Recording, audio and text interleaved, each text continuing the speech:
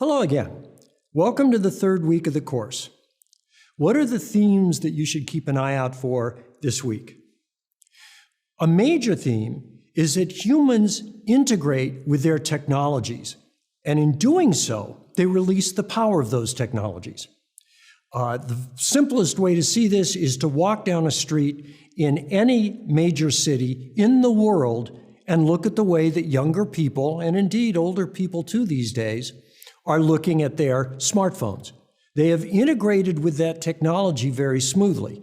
We may talk about Frankenstein and how technologies and the human are opposed to each other, but when push comes to shove in the real world, we integrate very smoothly with our technologies.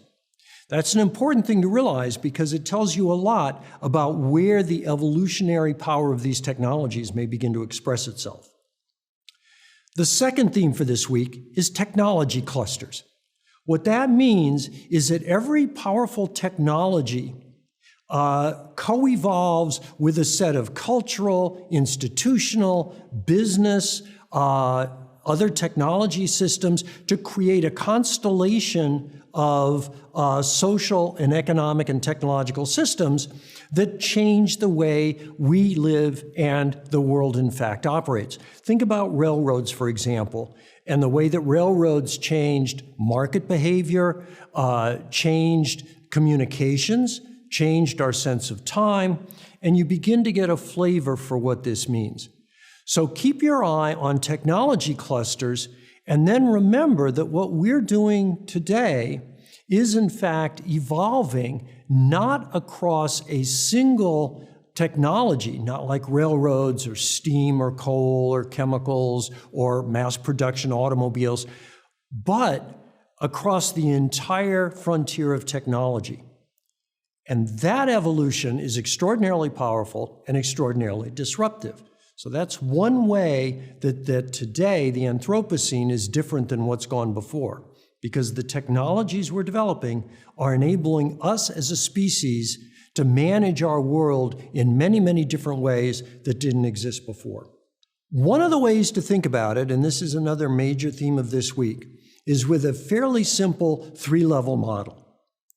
So when you look at a technology, let's say vaccines, think about it in terms of three levels which operate with different time zones and have very different predictability and economic implications. The first level is the simple level, the level that you designed the technology for. So with a vaccine, I designed the technology so that it would help protect your health. I inject it into you, it protects you against diseases. That's its level one effect. It's generally the effect for which we design the technology. So we design a car to go from point A to point B. That's a level one analysis of the car. Level two is the networked implications of the technology. So for example, a vaccine doesn't exist just as a single shot. It exists as a network of production, because I need to produce the vaccine, distribution. I may need to, for example, keep the vaccines cool or refrigerated as I distribute them, actually injecting them in the population so that I get the networked effect of health.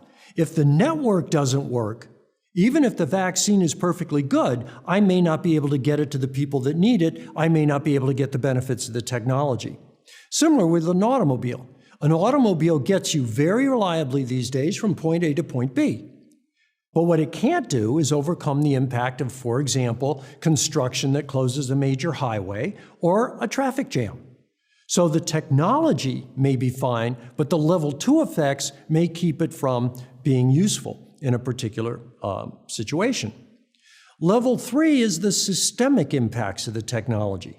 So for example, with automobiles, one of the things that the early manufacturers realized is if they wanted to mass produce automobiles, they had to provide a way for people to buy them. People couldn't save up enough cash to buy them, which is how they bought products in that day. So automobile manufacturers had to figure out mass credit. So the idea of credit cards didn't come out of nowhere. It came out of the fact that manufacturers of automobiles and large white goods like washing machines had to figure out how to enable you to save enough to buy them. And the way they did that was by extending you credit. So you get these patterns that develop that are unpredictable at level 3. It doesn't mean they don't happen, it just means they're unpredictable. Again, the theme, thinking about technology in terms of its 3 levels and not confusing the levels.